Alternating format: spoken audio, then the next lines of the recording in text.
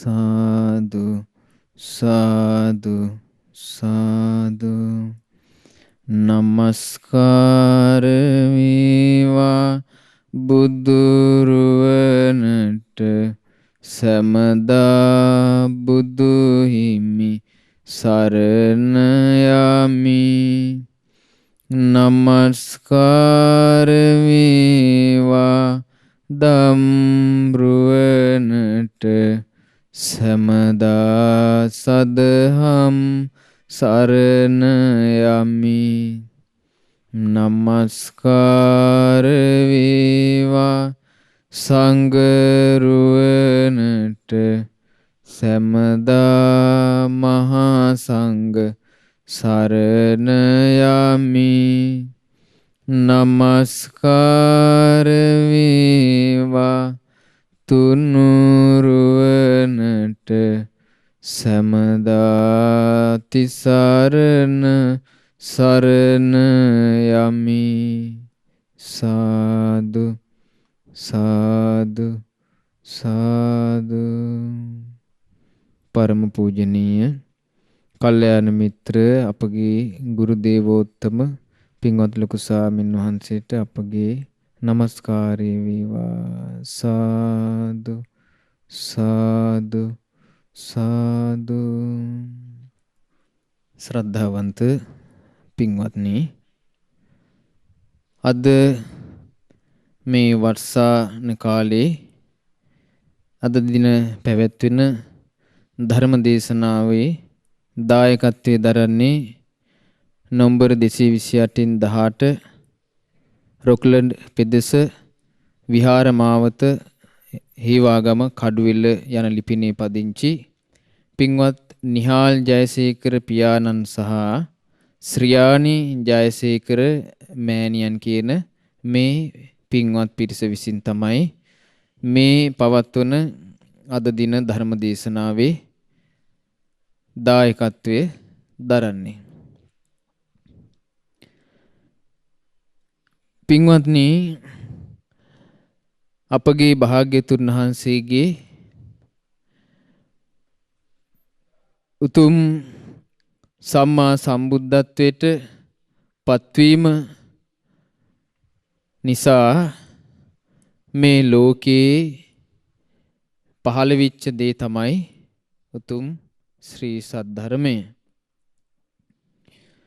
බුදුරජාණන් වහන්සේ පහළ වෙන්න කලින් මේ ලෝකයේ මිනිසයා විමුක්තියක් සොයාගෙන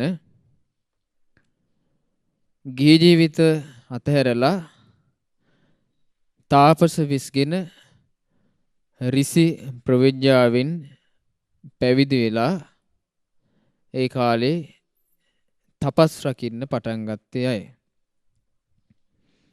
ඒක බුදුවරු පහළ නොවන කාලවල තියෙන දකින්ට ලැබෙන යම්කිසි විශේෂ ලක්ෂණයක්. ඒ තමයි ඍෂි ප්‍රවිඥාවෙන් පැවිදි වෙලා තපස් රකින්න පිරිසක් ලෝකේ බිහි වෙනවා. යම්කිසි සැපයක් චිත්ත සාන්තියක් සොයන අදහසින් තමයි ඒ කවුරුත් සියලු සම්පත් භෞතික අභෞතික සියලු දේ අතහැරලා වෙන් වෙලා යන්නේ. මුළු ජීවිත කාලෙම කැප වෙනවා. සමහර අය ඒ සොයන විමුක්තිය හම්බු නොවීම කලුරිය කරනවා. සමහර අය යම්කිසි චිත්ත සමාධියක් යම්කිසි ගුණයක් වඩන්න මහන්සි ගන්නවා. ඒ මහන්සිය මුල් කරගෙන යාලා යම්කිසි සුගති ලෝකයකට යනවා. මේක සාමාන්‍ය ලෝකේ පවතින දෙයක්. හැබැයි ඒ යම් අර්ථයක් පිණිස පැවිදි වෙනවද හැම කාලෙම මේ අර්ථය පරිපූර්ණ වශයෙන් එයාගේ අරමුණු සාක්ෂාත් කරන්න ලැබෙන්නේ යම් සැපයක් සිතේ යම් කිසි සංසිඳීමක් යම් විමුක්තියක් පිණිස ගිහි ජීවිතය අතහරින හැම කෙනාගේ මේ බලාපොරොත්තුව මුදුන්පත් වෙන්නේ නැහැ. යම් කිසි අරුතක් පිණිස විමුක්තියක් පිණිස මේ ලෝකේ ගිහි ජීවිතේ අතහරින පිරිසක් ඇද්ද? ඒ පිරිසගෙන් ඒ අර්ථය සම්පූර්ණ වශයෙන්ම සාක්ෂාත් කරන්න අවස්ථාව ලබා ගන්නේ බුද්ධ ශාසනයක් පහළ වෙච්ච කාලෙක පමණයි.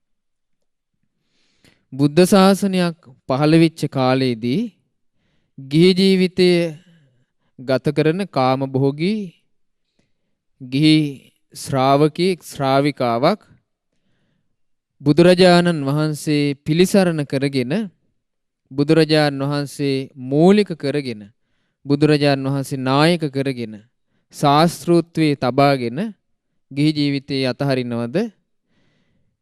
ඒ යම් අරමුණකින් ගිහි ජීවිතයේ අතහරලා ශාසනයට එනවද? උපාසක භවයේ ප්‍රතිඥා දෙනවද?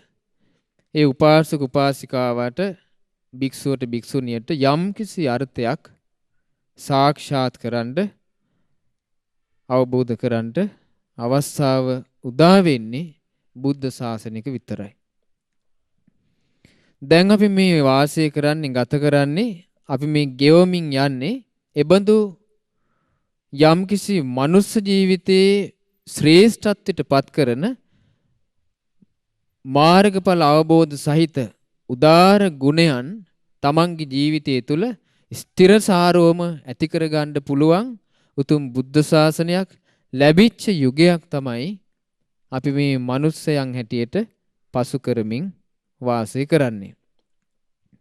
මෙබඳු කාල ලෝකේ හැමතිස්සෙම අපිට මුණ ගැහෙන්නේ නැහැ. මෙබඳු කාල හැමතිස්සෙම අපිට දකින්න අසන්න ලැබෙන්නේ නැහැ. මේ වගේ උදාර දුර්ලභ බුද්ධ ශාසන කල්ප ගානකට වරක් මුණ ගැසෙන දුර්ලභ දෙයක්. ඒතර මේ වගේ අවස්ථාවක් ලද අපි මහන්සියක් ගන්න ඕනේ භාග්‍යතුන් වහන්සේගේ බුද්ධ ශාසනය තුල පිහිටලා අපේ ජීවිතය තුල උදාර මනුස්ස ගුණ දියුණු කරගන්න. ඒ උදාරතර ගුණධර්මයන් දියුණු කරන්න අපි වෙහෙස දරද්දී සමහර විට අපිට මොකද බුදුරජාණන් වහන්සේගේ ධර්මයේ සම්දිට්ඨිකයි අකාලිකයි ඒහිපස්සිකයි ඕපනයිකයි මේ ගුණයන්ගෙන් යුක්තයි. එතකොට මේ ධර්මයේ තාම ජීවමානයි. එතකොට ජීවමාන ශාස්ත්‍රු ශාසනයේ පවතින මේ කාලේ අපේ තියෙන කුසලතා පාවිච්චි කළා උනන්දුවෙන් කැපවීමෙන් බුදුරජාණන් වහන්සේ වදාළ ධර්මයේ පුරුදු කරන්න උත්සාහ කළොත් අපිට යම්කිසි අර්ථයක් මේ මනුස්ස ජීවිතේ සාක්ෂාත් කරන්න අත්දකින්න අවස්ථාව ලැබෙනවා. ඒ වගේ උදාර උපාසක පිරිසක් ක්‍රමානුකූලව තමන්ට ලැබිච්ච බුද්ධ ශාසනයේ නම් වූ අතිශයින්ම දුර්ලභ ශාසනය තුල පිහිටලා ක්‍රමයෙන් ක්‍රමානුකූලව තමන්ගේ සසරට වැටිච්ච මනුස්ස ජීවිතේ සියලුම සසර දුක් අවසන් කළා මේ බිහිසුණු සසරින් තමන්ගේ ජීවිතේ ගොඩ කරගන්න තමන්ගේ ජීවිතේ එතර කරගන්න උපාසක පිරිසක් ගැන සඳහන් වෙන සුන්දර දේශනාවක් අද මේ පින්වතුන් ශ්‍රවණය කරන්න යන්නේ. මේ දේශනාව සඳහන් වෙන්නේ අංගුත්තර නිකාය 3 වෙනි පොත් වහන්සේ තුල පංචක නිපාතේ. මේ දේශනාවේ නම ගවේෂී සූත්‍රය. හරිම සුන්දර බුද්ධ දේශනාවක්. ඒ කාලේ අපගේ භාග්‍යවතුන් වහන්සේ වැඩ සිටියේ කොසල් ජනපදයේ බොහෝ භික්ෂූන් වහන්සේලා සමග චාරිකාවේ වඩිමින් භාග්‍යතුන් වහන්සේ වැඩ වාසය කළේ. එදා භාග්‍යතුන් වහන්සේ දීර්ඝ මාර්ගයට දුර බැහැරට වැඩීම පිණිස මාර්ගයට පිළිපන්නා. ටික දුරක් භාග්‍යතුන් වහන්සේ මේ මාර්ගයේ වඩිද්දී එක්තරා ප්‍රදේශයක භාග්‍යතුන් වහන්සේ දැක්ක සල්වනයක්. දැකලා භාග්‍යතුන් වහන්සේ පාරෙන් බැහැර වෙලා මේ සල්වනයට වැඩියා. වැඩම කළා සල්වනී භාග්‍යතුන් වහන්සේ ඇතුළට වැඩම කළා භාග්‍යතුන් වහන්සේට සිනහවක් පහළ වුණා. සල්වනයට වැඩියට පස්සේ භාග්‍යතුන් වහන්සේට මද සිනහවක් පහළ වුණා. දැන් බුදුරජාන් වහන්සේ ඉදිරියෙන් වඩිනවා. සාරිපුත්ත මහරහතන් වහන්සේ දෙවණියට වඩිනවා. මහා මොග්ගල්ලාන මහරහතන් වහන්සේ තුන්වෙනියට වඩිනවා. ඊළඟට අපගේ මහා කාශ්‍යප මහරහතන් වහන්සේ හතරවෙනියට වඩිනවා. ඊළඟට වඩිනවා අපගේ භාග්‍යතුන් වහන්සේගේ අග්‍ර උපස්ථායකයන් වහන්සේ වන ආනන්ද ස්වාමීන් වහන්සේ. භාග්‍යතුන් වහන්සේට සිනහව පහළ වෙද්දී භාග්‍යතුන් වහන්සේගේ ශ්‍රී දන්ත ධාතුන් වහන්සේලාගෙන් සුදු රශ්මි ධාරාවක් විහිදිලා සිරස වටේ පැදකුණු කරලා නොපෙනී යනවා. මද සිනහව පහළ වෙද්දී ඒකෙන් තමයි දැනගන්නේ භාග්‍යතුන් වහන්සේ සිනහ පහළ කොට වදාළසේක. එතකොට ආනන්ද ස්වාමීන් වහන්සේ දන්නවා භාග්‍යතුන් වහන්සේ යම්කිසි කාරණයක් මුල් කරගෙන තමයි මේ සිනහව පහළ කළේ. ඉතින් ආනන්ද ස්වාමීන් වහන්සේට මෙහෙම හිතුණා. භාග්‍යතුන් වහන්සේ සිනහවක් පහළ කළසේක. නිකරුණේ භාග්‍යතුන් වහන්සේ සිනහ පහළ කරන්නේ නැත. යම්කිසි හේතුවක් සහිතවමයි භාග්‍යතුන් වහන්සේ සිනහ පහළ කරන්නේ. ඒ කියන්නේ බුදුවරුන්ගේ ස්වභාවය තමයි නිකරුණේ අපි වගේ සාමාන්‍යයෙන් සිනහ වෙන්නේ නැහැ. මොකද විසිරුණු සිතක් නැහැනේ බුදුවරුන්ට. හැමතිස්සෙම තියෙන්නේ සංසිඳුණු සිතක්, නියුණු සිතක්, නොකැළඹුණු සිතක්, විරාගී සිතක්. කලබලයටපත් වූ විසිරුණු නොසංසිඳුණු සිතේ ස්වභාවය තමයි හැමතිස්සෙම සිනහව පහළ වෙනවා. බුදුවරු එහෙම නැහැ. ඉතින් භාග්‍යතුන් වහන්සේට පහළ වෙච්ච සිනාව දැකලා ආනන්ද ස්වාමීන් වහන්සේ මොකද සිරස වටේ මෙහෙම ඒ සුදු රශ්මි ධාරාව කැරකිලා නොපෙනී යනවා. ඉතින් අකාලේ නිකරුණේ හේතු රහිතව භාග්‍යතුන් වහන්සේ සිනහ පහළ නොකරනසේක කියලා ආනන්ද ස්වාමීන් වහන්සේ භාග්‍යතුන් වහන්සේට මෙහෙම කියනවා. ස්වාමීනි භාග්‍යතුන් වහන්සේ භාග්‍යතුන් වහන්සේට සිනහව පහළ වුණා. ඉතින් ස්වාමීනි භාග්‍යතුන් වහන්සේට සිනහ නිකරුණේ පහළ වෙන්නේ නැහැ. හේතු සහිතව සිනහ පහළ වෙනවා.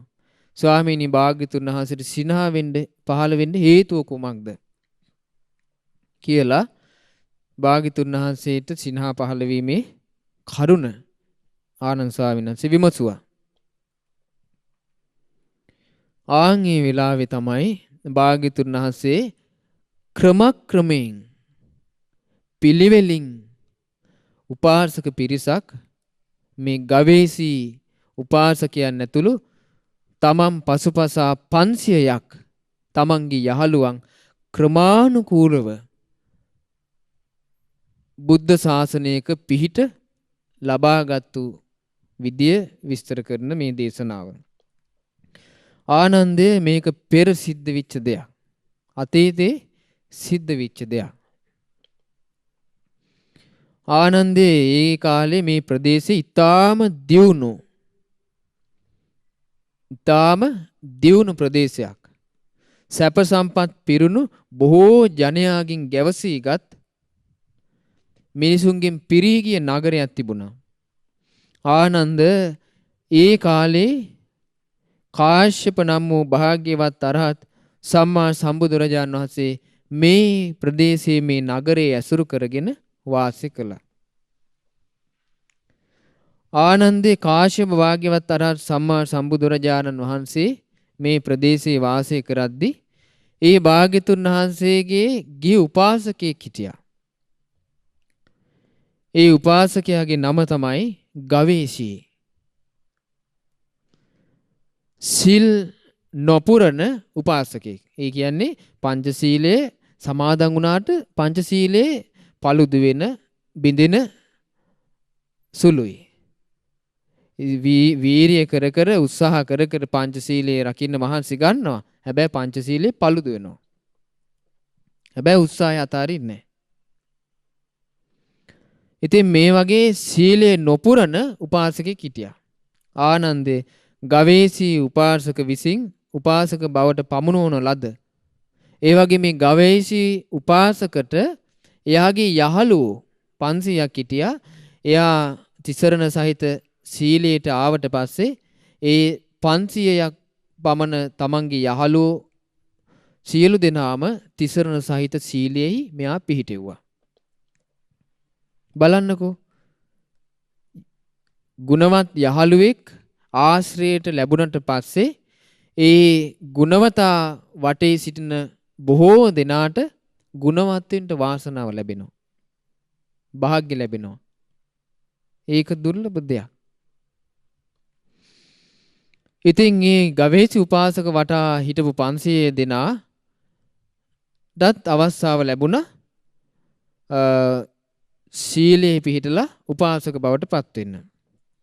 දැන් ඔන්න ගවේෂී උපාසකයි යාළුවෝ 500යි දැන් සිල් නොපුරන හැබැයි උපාසක භාවයේ තිසරණයට පැමිණිලා සීලේ paludu වෙවි නමුත් උත්සාහයක් ගන්නවා. අද වුණත් ඒක වෙන්න පුළුවන් නැද්ද? වෙන්න පුළුවන්. එතකොට තිසරණේ සමාදන් වෙනවා. හැබැයි සීලේ ආරක්ෂා කරගන්න දුෂ්කරයි. ඉතින් එයා වීරියක් උත්සාහයක් ගන්න ඕන. එයා සමාදන් වෙච්ච සීලය බින්දෙන්න නොදී ආරක්ෂා කරගන්න. එහෙම තමයි මේක කරගන්න තියෙන්නේ. මොකද මේක ලේසි පහසු දෙයක් නෙමෙයි. ඊටාම දුෂ්කර දෙයක්. දුෂ්කර වුණත් උත්සාහයක් වීරියක් අපිට තියෙනවා නම් සසර බිය සහිතව ඒ උත්සාහයේ වීරිය ප්‍රතිඵලය අපිට ලබන්න පුළුවන්. ඉතින් බුදුරජාණන් වහන්සේ වදාළ ආනන්දේනි ඒ ගවේෂී උපාසකට මෙහෙම හිතන ඕන්න බලන්න දැන් ගවේෂී උපාසක සිල් නොපුරන කෙනෙක්නේ. උපාසක කෙනෙක් වුණාට තිසරණයට ආවට එතන උපාසකෙක් වෙන තිසරණේ පිහිටන්න එපා. එතකොට නමුත් සීලේ නොපුරුවට මෙයාට මෙහෙම හිතුණා. මොකද්ද හිතුනේ? මම වනාහි 500ක් උපාසක පිරිවරට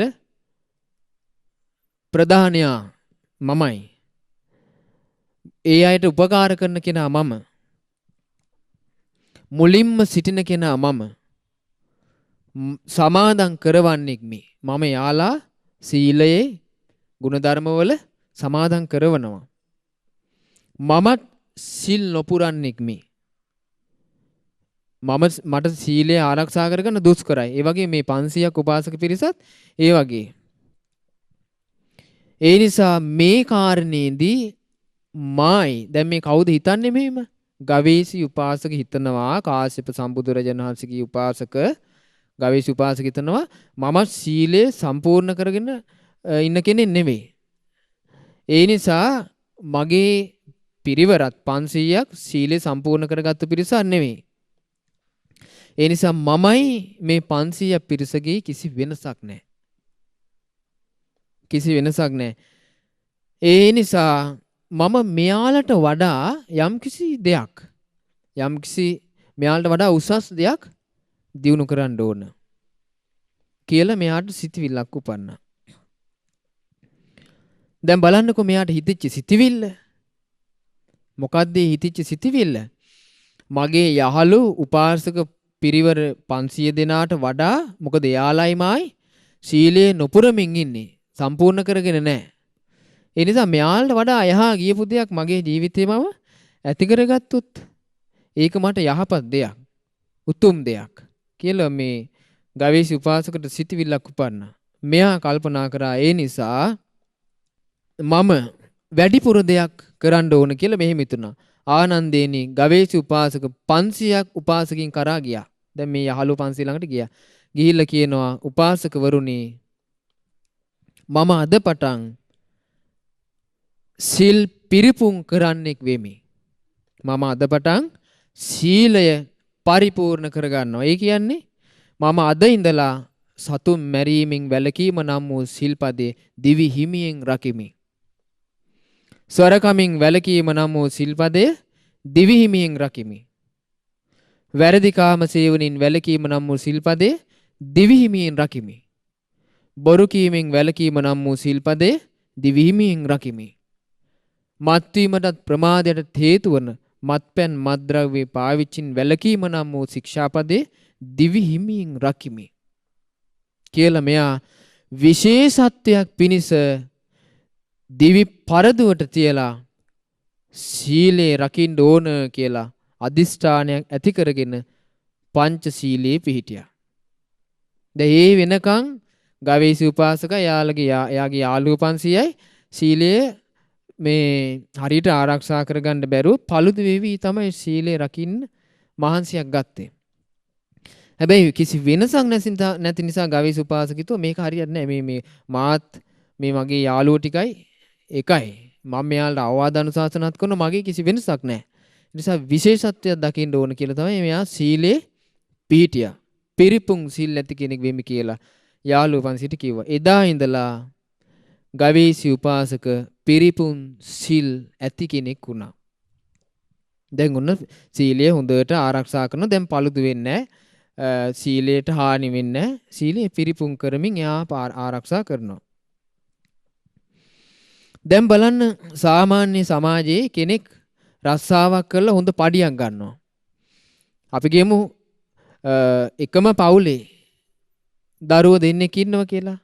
එතකොට දරුවෝ දෙන්නෙක් අතර ඔන්න යාලා යම්කිසි මහන්සියක් කරගෙන රස්සා කරනවා. එතකොට අයියා මහන්සි වෙලා වැඩි ධනයක් වුණොත් මල්ලිටත් දෙනවා. අයියා විශාල ධනයක් අපන මාත් මහන්සි වෙනුනේ කියලා අයියා දිහා බලලා මල්ලිත් උත්සාහ කරනවා. මේ විදිහට හැමතිස්සෙම අනුන් දිහා බලබලා එහෙම නැත්නම් Tamanට වඩා විශේෂ හැකියාවක් තියෙන කෙනෙක් දිහා බලබලා අපි එයා වෙන්න මහන්සි ගන්නවා. එයා තුල තියෙන දෙයක් උපදව ගන්න අපි මහන්සි ගන්නවා. ඒ බාහිර ලෝකේ මේ ගවේෂි උපාසකයි 500 අතර තිබිච්ච ඊට ආත්පසින් වෙනස් දේ තමයි ගවේෂි උපාසක කුසලයක පිහිටද්දී මෙයාගේ යාළු පිරිවර තමන්ගේ ගුරුවරයා තමන්ගේ යහළුවා ප්‍රධානයා දිහා බලබලා ඒ ප්‍රධානයා දිනු කරපු ගුණය වඩන්න මහන්සි ගන්නවා. එයාලා මොනවද හිතුවේ? අපේ මේ ගවේෂි උපාසක සිල් නොපුරුපු කෙනෙක් ඇටියට හිටියා. අපිත් ඒ වගේ හිටියා. මෙයා කල්පනා කරා මේ මමයි මගේ යහළුවෝ 500යි සමානයි වෙනසක් නැහැ. ඒ නිසා වෙනසක් ඕනේ කියලා මෙයා සිල් පුරන සීලේ පිරිපුන් කරන කෙනෙක් බවට පත් වෙලා දැන් සීලේ පිරිපුන් කරමින් ඉන්නවා. ඒ නිසා අපිත් අපේ ගවේෂි උපාසක යහළුවෝ වගේ විය යුතුයි කියලා අදිෂ්ඨානයක් ඇති කරගත්තා. බලන්න අදිෂ්ඨානයේ කොතරම් දුරක් මෙයාලා අරගෙන යනවද කියලා මේ දේශන අවසානයේ ඔබට තේරුම් යාවි.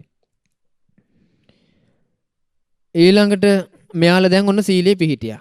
දැන් ඔක්කොම ගවේෂි උපාසකයි යහළුවෝ 500යි සීලෙන් දැන් සමානයි. සිල් පුරනවා. දැන් සීලයේ ටාණි වෙන්නේ paludu වෙන්නේ නැහැ. ටික දවසක් ගියා. ගවේෂි උපාසක කල්පනා කර හරි වැඩි. අපි මගේ යාළුවෝ 500යි සිල් නොපුරමින් හිටියේ. නමුත් මෙයාලගෙන් වෙනසක් වෙන්න ඕනි කියලා මං සීලේ පුරන්න පටන් ගත්තා. සීල් පරිපූර්ණ කරන. මෙයාලත් ඒක කරනවා. දැන් මෙයාලගේ මගේ කිසි වෙනසක් නැහැ. මෙයාලගේ මගේ යම් කිසි වෙනසක් ඇති කරගන්න ඕනේ කියලා ගවේෂි උපාසක මොකද කළේ? මේ විදිහට කල්පනා කරා. ඒ තමයි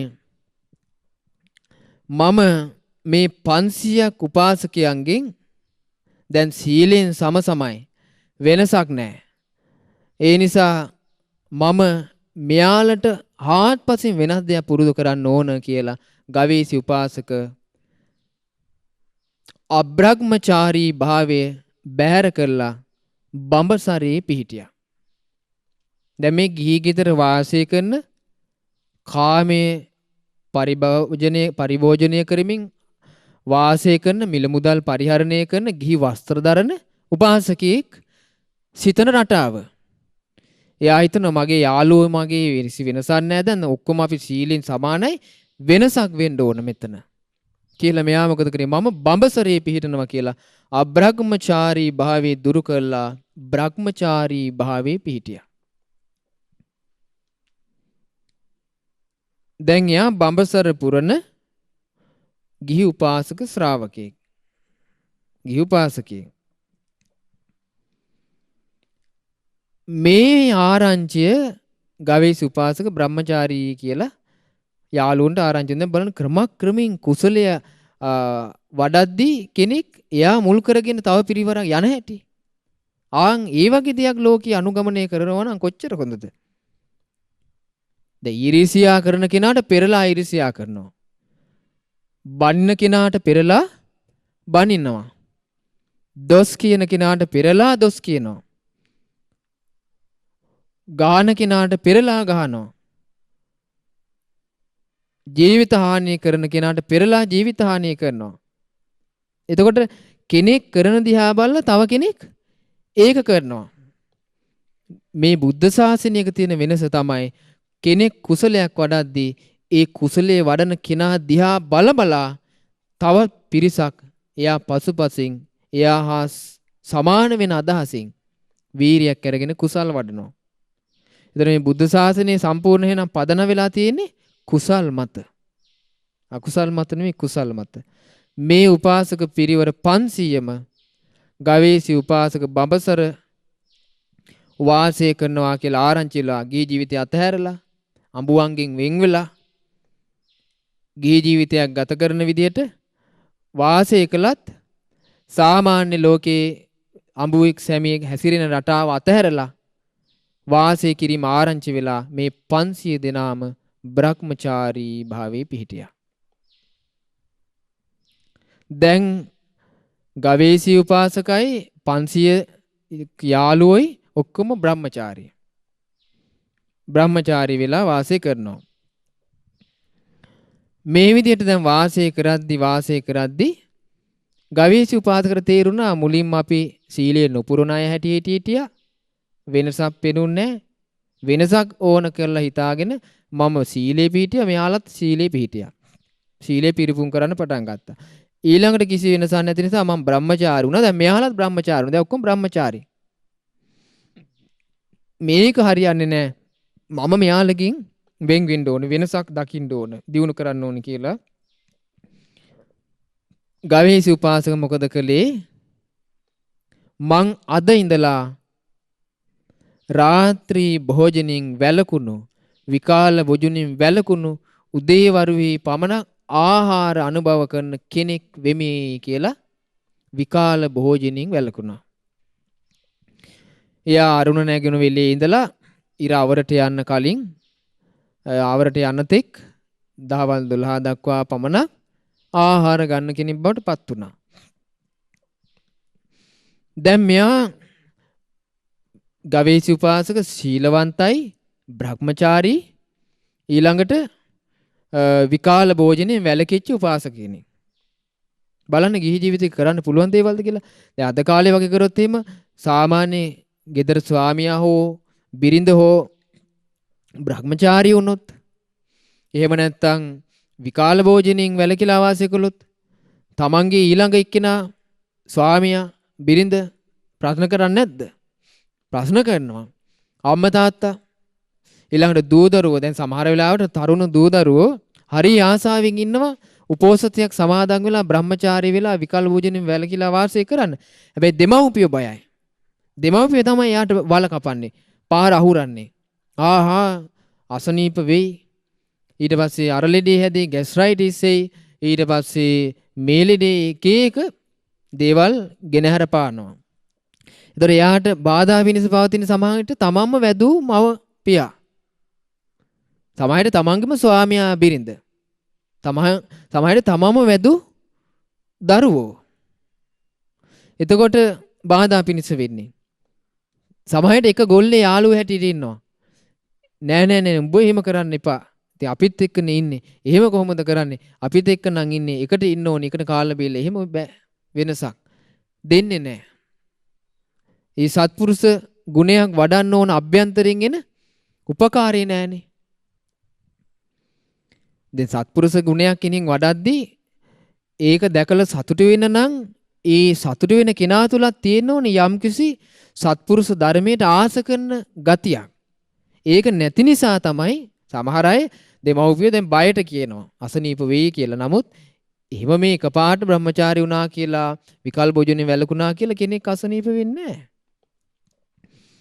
එහෙම වෙන්නේ නැහැ. ඉතින් මේ උපාසක පිරිසත් මේක අහන්න ලැබුණා. අහන්න ලැබුණට පස්සේ අපේ ගවේෂි උපාසක සිල්වත් වුණා, බ්‍රහ්මචාරී වුණා, විකල් භෝජනේ වැළකුණා. මේක හරියන්නේ නැහැ. අපිත් විකල් භෝජනේ වළකිමු කියලා මේ 500ක් ගවේෂි උපාසකයන්ගේ යාළුවෝ රාත්‍රී භෝජනින් වැළකීලා විකාලේ ආහාර ගැනීමෙන් වැළකී වාසය කිරීම නම් ශික්ෂාපදේ පිහිටියා. ඊට පස්සේ දැන් ගවේෂි උපාසක ගිහිල්ලා කියනවා යාළුවෝ 500ට යාළුවනේ අද ඉඳලා මම විකාල භෝජනෙන් වළකිනවා. ඊට පස්සේ හොඳයි උපාසක කියලා මෙයාලා ඉන්නවා. ටික දවසක් යනකොට මෙයාලටත් මදි. ඊළඟට යාළුවත් විකාල භෝජනෙන් වළකිනවා. දැන් යාළුවා සීලයේ පුරණ අය, බ්‍රහ්මචාරී අය, විකාල භෝජනෙන් වළකින අය.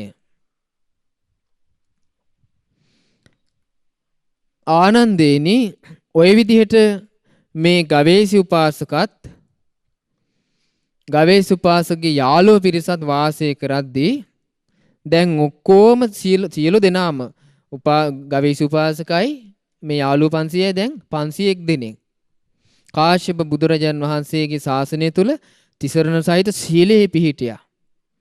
ගිහි උපාසක පිරිසක් හැටියට බ්‍රහ්මචාරී භාවයේ පිහිටියා. දැන් අඹුසමියන් හැටියට මේ අය එකතු වෙන්නේ නැහැ. කාමෙන් වෙන් වුණා. බ්‍රහ්මචාරී වුණා.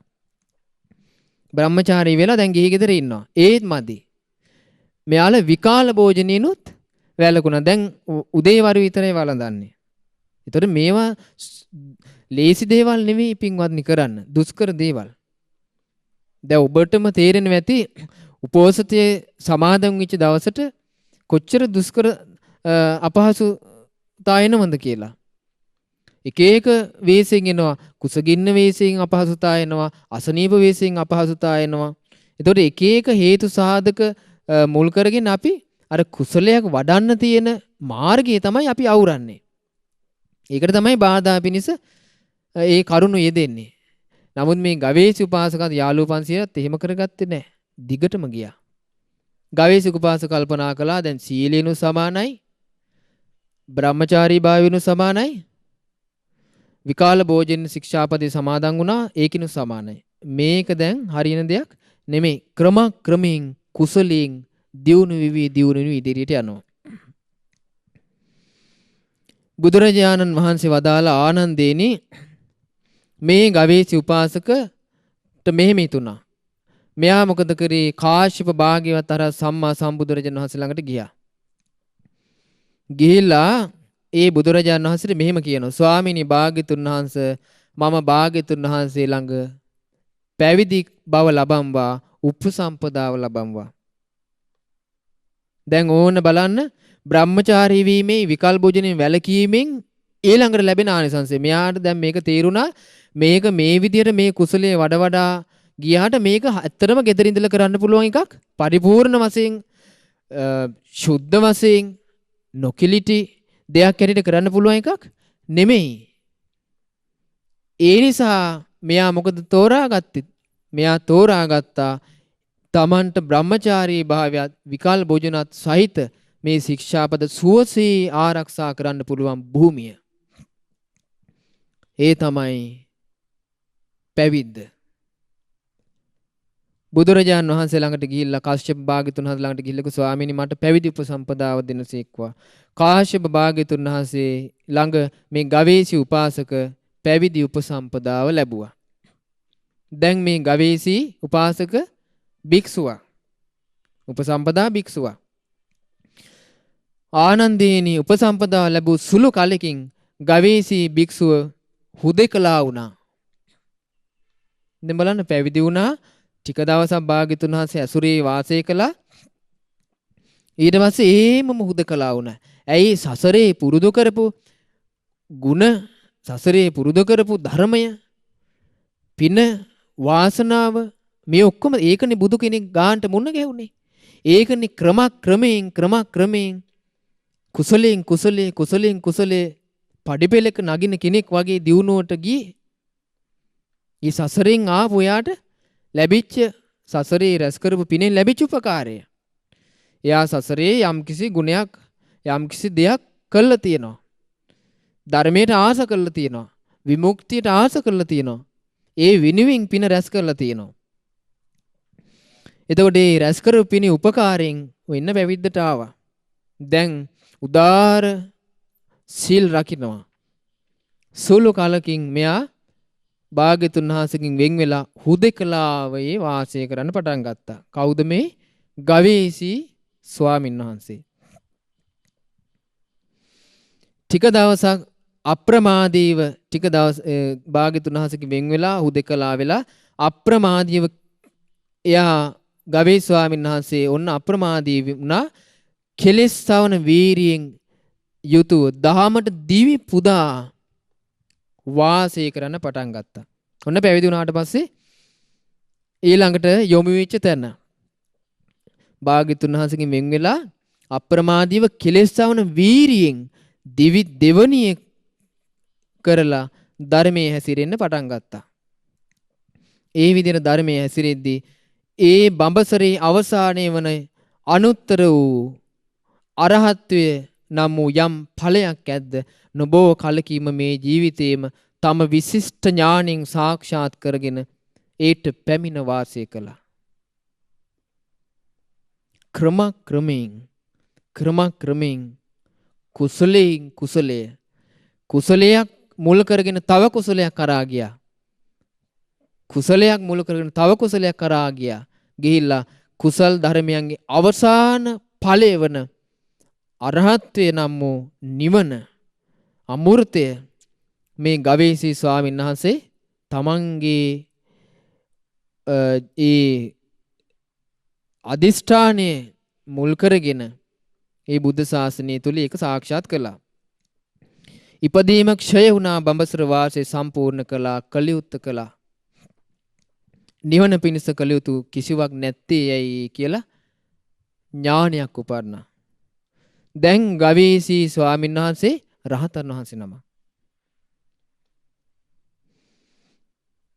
මේ උපාසක පින්වතුන්ට දැන් ආරංචි වුණා. මේ ගවේෂී උපාසක බ්‍රහ්මචාරී වෙලා විකල් භෝජනෙන් වැළකීලා ගිහි ජීවිතය අතහැරලා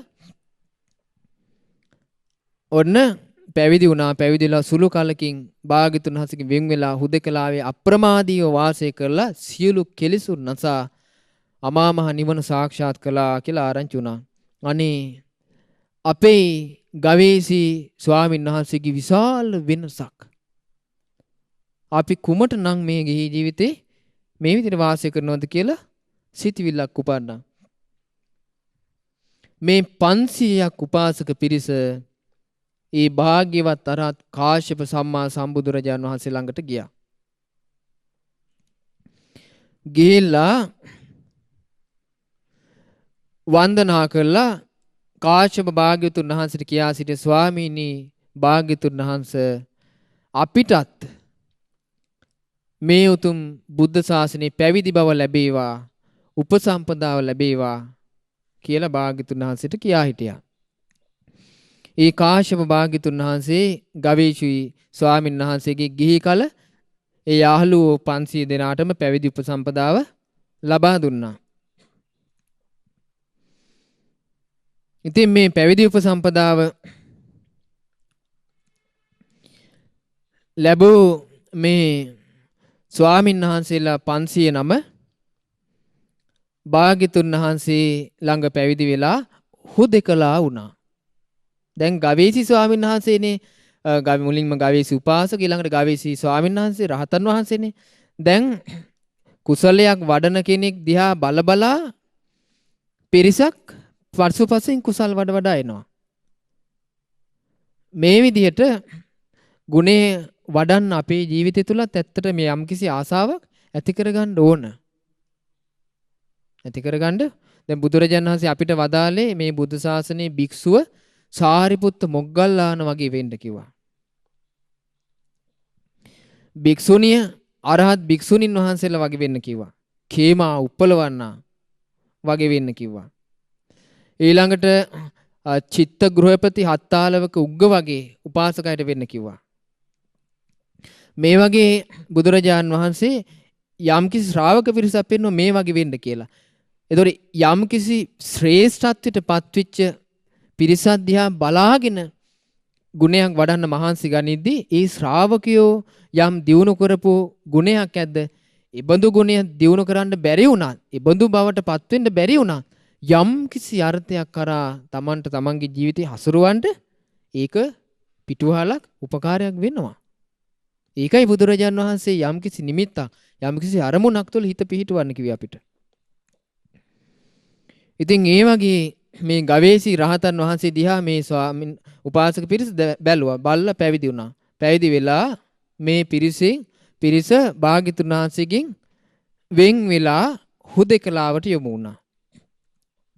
දැන් හුදෙකලාවේ වාසය කරනවා. දෙවනි කොට ජීවිතේ දෙක. එක තමයි සසර දුකින් නිදහස් වීම. ඒ කියන්නේ එතනට එනකන් ගැන ජීවිතේ අතහරිනවා ධර්මයේ වෙනුවෙන්. ධර්මයේ එකට ගන්නවා ජීවිතේ දෙකට දානවා කියන එක සුළුපටු වීරියකින් කරන්න තියෙන දෙයක් නෙමෙයි. ඒකට විශාල ආත්ම ශක්තියක් ඕන. විශාල කැපකිරීමක් ඕන. අති විශාල වීරියක් ඕන. අධිෂ්ඨානයක් ඕන. ඒ වගේම එයාට මේ බුදුරජාණන් වහන්සේ වදාළ ධර්මයෙන් යම්කිසි අර්ථයක් වැටහෙන්න ඕන. යම්කිසි සැපයක් තේරෙන්න ඕන. ඒක තමයි මේ විදියට මේ අතහැරලා දෙවනි කොට ධර්මයේ ජීවිතේ කැප කරන්නේ. එහෙම ධර්මයට කැප කරන්න හේතුව ඒකයි. දැන් එක අවස්ථාවක තියෙනවා ස්වාමින් වහන්සේ නමක් ওই විදියට හොරු කල්ලියකට අහු වෙනවා. ඉතින් හොරු කල්ලියට අහු වුණාට පස්සේ ඒක පරණ අඹුව තමයි මේ විදියට හසුරුවන්නේ. වෙන පිරිමේ එක්ක විවාහ වෙලා ඒ කාන්තාව කියනවා ආයේ මේ සිවුර දාගත්තට එන්න පුළුවනි. මේ ගිහිල්ලා මෙයා පුළුවන් නම් මරලා එන්න කියනවා. ඉතින් සල්ලි අරගෙන ඒ හොරු පිරිස ගිහිල්ලා මේ භික්ෂුව ඝාතනය කරන්න යනකොට ගල්ලේනේ භික්ෂුව ඉන්නවා. අනේ මේ භික්ෂුව කියනවා දැන් මේ භික්ෂුව ළඟට මරණය ඇවිල්ලා. අනිවාර්යයෙන්ම ඝාතනය කරන බව දන්නවා. මේ භික්ෂුව ජීවිතේ දෙවනියට දැම්මා. ධර්මයේ එකට දැම්මා. සසර දුකින් නිදහස් වීම එකට දැම්මා. දාලා ධර්මයේ පෙරට ගත්තා. ජීවිතේ පස්සට දැම්මා. සොරුන්ට කිව්වා අනේ මට දවසක් දෙන්න. මට යම් කිසි දෙයක් ලබන්න තියෙනවා. ඒ දේ ලබා ගන්නකම් මට දවස් බෑ. එහෙම දවසක් දෙන්න බෑ. අපිට සාක්ෂියක් ඕන. තමුන්වහන්සේ පැනලා ගියොත් නෑ මම පැනලා යන්නේ නෑ එහෙම බෑ සාක්ෂියක් ඕන කිව්වා. ඉතින් ඒ ස්වාමීන් වහන්සේ මොකද කළේ? ඒ ගල්ලෙන ළඟේ ගල්ලනේ තිබිච්ච කළු ගල් කුට්ටියක් අතට අරගෙන උන්වහන්සේ වාඩි වුණා. වාඩි වෙලා තමන් වහන්සේ විසින්ම තමන් වහන්සේගේ ධනම හිසට ඒ ගලෙන් පහර දුන්නා. දනිස් දෙකට පහර දීලා දනිස් දෙක කුඩු කරගත්තා. දැන් ඇවිදින්න බෑ. දැන් මේ හොරුන්ගෙන් ඇහුවා දැන් ඇද්ද සාක්ෂි? දැන් ඇති. දැන් ඇති. මේ හොඳටම ප්‍රමාණවත් කිව්වා. ඇවිදින්න බෑ. පෙරට ගත්තේ මම නෙමෙයි. පෙරට ගත්තේ මගේ දේ නෙමෙයි. පෙරට ගත්තේ තමන් හරි හම්බ කරපු දේ නෙමෙයි. තමන් බිහි කරපු දරුමල්ලෝ නෙවෙයි. තමන්ගේ වටේ ඉන්න පිරිවර නෙමෙයි. තමන්ගේ නම්බුනාම නෙවෙයි. තමන්ගේ හැකියා කුසලතා නෙවෙයි. පෙරට ගත්තේ සසර දුකින් තමාගේ ජීවිතේ මුදවලා විමුක්ති ස්පර්ශ කරන්න පුළුවන් ධර්මයේ පෙරට ගත්තා. ධර්මයේ පෙරට ගත්තු තැනින් සක්කාය දිට්ඨිය මම වගේ කියාගෙන යම් සිතන සිටිවිලි රටාවක් ඇද සියල්ල පස්සට ගියා. ඒක කරන්න පුළුවන් උනේ. උන්වහන්සේ වීරිය කළා ධන මඩලින් පැමිණෙන වේදනාව මුල් කරගෙන විදර්ශනා වැඩුවා. ඒ පළඟෙම අරහත්ත්වයටපත් වුණා. දෙවි දෙවනි කොට ධර්මයේ හැසිරෙනවා කියන්නේ ඒකට. ඒ විදිහට ධර්මයේ හැසිරුනේ මේ ගවේෂී ස්වාමීන් වහන්සේගේ යහළු පිරිවර ස්වාමීන් වහන්සේලා ජීවිතේ දෙකට දැම්මා. දෙකට දාලා අති ශ්‍රේෂ්ඨ ධර්මයේ පෙරට අරගෙන ධර්මයේ වෙනුවෙන් ජීවිතේ කැප කළා. භාග්‍යතුන් වහන්සේ විමුක්තිය පිණිස නම් ධර්මයේ වදාලේ. ඒ විමුක්තිය උදෙසා මං කැප වෙනවා. කැප වුණා. සුළු කලයි ගියේ මේ 500ක් ස්වාමීන් වහන්සේලා සුවසේම ගවේෂී ස්වාමීන් වහන්සේ යම් අමෘතයක් නිවනක් සාක්ෂාත් කළාද ඒ නිවන සුවසේ සාක්ෂාත් කොට කාශ්‍යප භාග්‍යතුන් වහන්සේගේ ශාසනයේ අරහත්ත්වයටපත් වූ ශ්‍රාවකින් බවට පත් වුණා. පින්වත්නි මේක තමයි බුද්ධ ශාසනය ලැබුණම තියෙන විශේෂම වාසනාව. ක්‍රමක්‍රමයෙන් සිත දැඩි කරගෙන කුසල් උපදව ගන්න අරමුණින් ක්‍රමක්‍රමයෙන් කුසල් වඩ වඩා තමන්ගේ අරමුණ කරා යෑම. ලෝකේ ධනෙ හම්බ කරන කෙනා ක්‍රමක්‍රමයෙන් තමන්ගේ අරමුණ කරා යනවා. ලෝකේ කාමයේ සොයන කෙනා ක්‍රමක්‍රමයෙන් තමන්ගේ අරමුණ කරා යනවා. ලෝකේ විශේෂයක් හොයන කෙනා ක්‍රමක්‍රමයෙන් විශේෂය කරා යනවා. ලෝකේ ප්‍රසිද්ධිය හොයන කෙනා කුමක් හෝ ක්‍රමයකින් ප්‍රසිද්ධිය සොයාගෙන යනවා. යමක් කරා යම් කිසි කෙනෙක් අරමුණ පිහිටවනවද කුමක් හෝ ක්‍රමයකින් ඒ ක්‍රමෙ ධාර්මික වෙන්න පුළුවනි. අධාර්මික අද කාලේ ගත්තොත් ලෝකේ ධාර්මික ප්‍රතිපදාවකින් ඉබඳු දෙයක් සොයන කෙනෙක් ඉන්නවා කිව්වොත් ඒක ඇත්තටම පුදුම සහගතයි බුදු ශාසනයෙන් බාහිරව. සොයා ගන්න ඉබඳු අය දුර්ලභයි. බුද්ධ ශාසනය ලැබිච්ච අයට පමණක් එහෙම දේ ලබා ගන්න ලැබෙනවා. හැබැයි බුද්ධ ශාසනයේ පිහිටි යම් ශ්‍රාවකෙක් ඇද්ද ක්‍රමයෙන් කුසල් දියුණු කරන්නේ මේ ගවේෂී උපාසකත් යාළුවෝ පිරිසත් කාශ්‍යප බුද්ධ ශාසනයේ පිහිට පිලිසරණ කරගෙන ක්‍රමයෙන් කුසල් වැඩුව ආකාරයට. ඒ ක්‍රමයේ තුල තමයි අකුසල් ගෙවෙන්නේ. කුසල් දියුණු වෙන්නේ.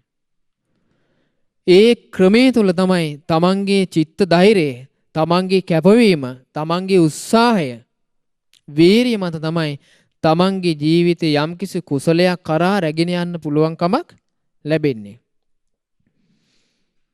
බුදුරජාණන් වහන්සේගේ ධර්මයේ පින්වත්නි තමන්ට උවමනා නම් තමන්ට අවශ්‍ය නම් මේකේ ඕන දෙයක් ලබන්න පුළුවන්.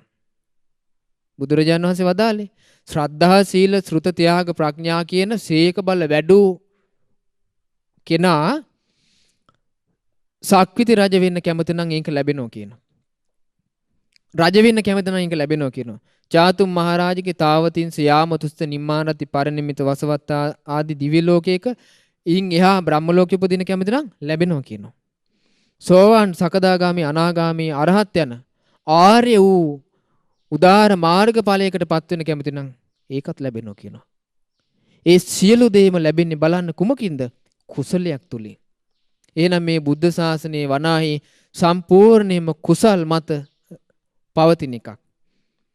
යම් තාක් කුසල් වඩයිද ඒ තාක් බුද්ධ ශාසනයෙන් ප්‍රතිඵල අපිට ලබන්න පුළුවනි. අපි කුසලයෙන් බැහැර වෙනවාද එයාට බුද්ධ ශාසනයෙන් ලබන්න ප්‍රතිඵලයක් කිසි දවසක ලබන්න නැහැ. ඒ නිසා මේ ගවේෂී ස්වාමින් වහන්සේ ඇතුළු ඒ 500 පිරිවර ක්‍රමානුකූලව කාශ්‍යප භාග්‍යතුන් ශාසනයේ පිහිටලා උදාර අරහත් ඵලයේ දක්වාම තමන්ගේ සිත ක්‍රමානුකූලව දියුණු කරගත්තාද ආන්ගේ විදිහමයි අපිට අපගේ භාග්‍යතුන් වහන්සේගේ ගෞතම බුදුසසුන තුළ පිහිටලා ක්‍රමානුකූල ගුණධර්ම වඩන්න තියෙන්නේ. ඉතින් මේ විදිහට කාශ්‍යප භාග්‍යතුන් වහන්සේ ශාසනයේ ගවේෂි උපාසක ඇතුළු 500 යහළු පිරිවර අරහත්ත්වයට පත්වීම පිණිස යම් වීරියක් කැපකිරීමක් වෙහසක් මහන්සියක් ගත්තද ඒ විදිහටම අපිට මහන්සියක් ගත්තොත් අපිට අරහත්ත්වයට පත් වෙන්න ආදී සමහර විට අපි දන්නේ නැහැ. නමුත් මේ බුද්ධ ශාසනයේ ඵල රහිත එකක් නෙවෙයි ඵල සහිත එකක්. ජීවමානයි. ඒතකොට ජීවමාන බුද්ධ ශාසනයේ සාසුරුන් වහන්සේගේ ධර්මයේ තුල යම් ඵල විස්තර කරන යම් කිසි අර්ථයක් අපිට මේ ජීවිතය තුල සාක්ෂාත් කරගන්න උපදවා ගන්න අවස්ථාව ලැබෙනවා.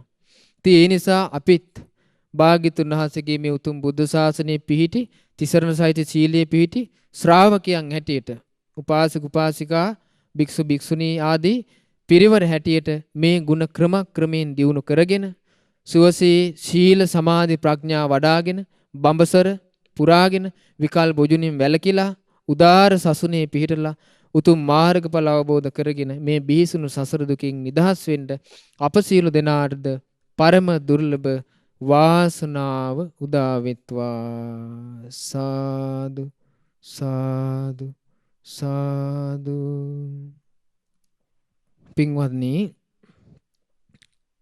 අද දින මේ පවත්වන්නට යෙදුණු වස්සාන කාලයේ සිද්ධ වෙන ධර්මදේශනා මාලාවේ අද පැවති ධර්මදේශනාවේ දායකත්වයෙන් දරන්නේ නම්බර 228යි 18න් 28 පදිංචි රොක්ලන්ඩ් පෙදෙස විහාර මාවත හේවාගම කඩුවෙල්ල කියන යන ලිපිනේ පදිංචි නිහාල් ජයසේකර සහ ශ්‍රියානි ජයසේකර යන පින්වතුන් විසින් ප්‍රධාන අරමුණ හැටියට සඳහන් කරනවා 2020 සැප්තැම්බර් 14 වන දින උපන් දිනයේ යෙදෙන හසිනි ජයසේකර දියණියට සෙත් පැතීමේ අරමුණු කරගෙන.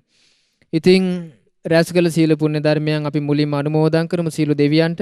සීල දෙවියෝ මේ රැස්කල පින අනුමෝදන් වේවා. ඒ උපන් දිනයේ යෙදෙන ඒ පින්වත් දියණියට දෙවියන්ගේ ආරක්ෂා රැකවරණ සලසත්වා ධර්ම දේශනා තුළින් රැස්කල සීල පිනේ ආනුභාවයෙන් ඒ දීන සුවපත් වේවා.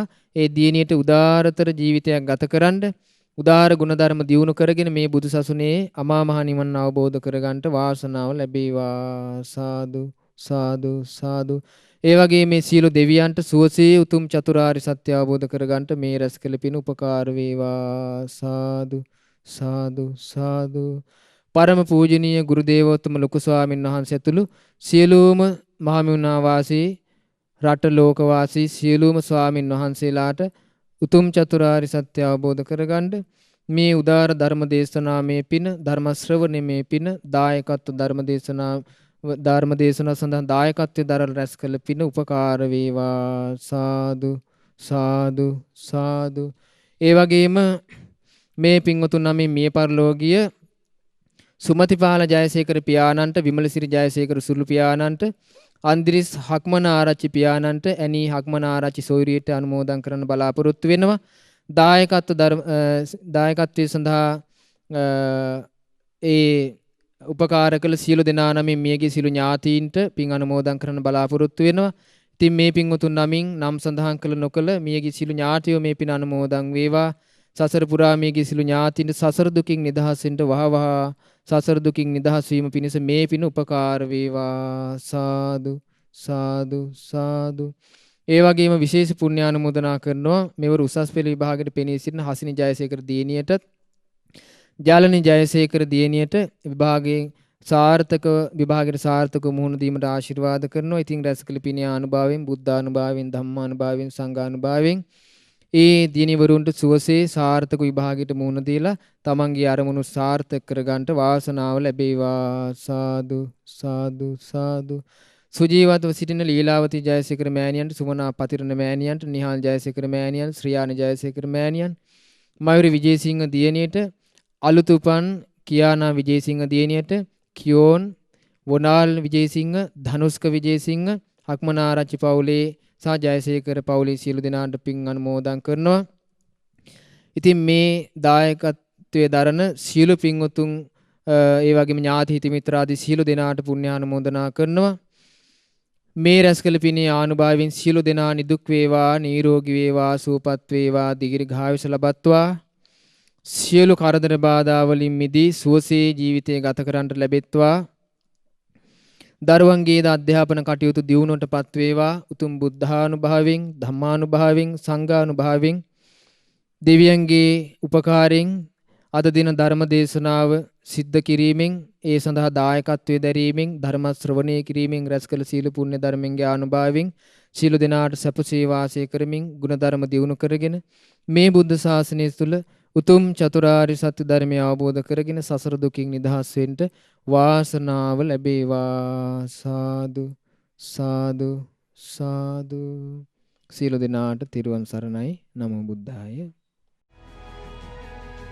මෙවැනි වටිනා ධර්මදේශනා නැරඹීමට ශ්‍රද්ධා YouTube චැනලය සබස්ක්‍රයිබ් කර සීනුව ලකුණ ඔබන්න.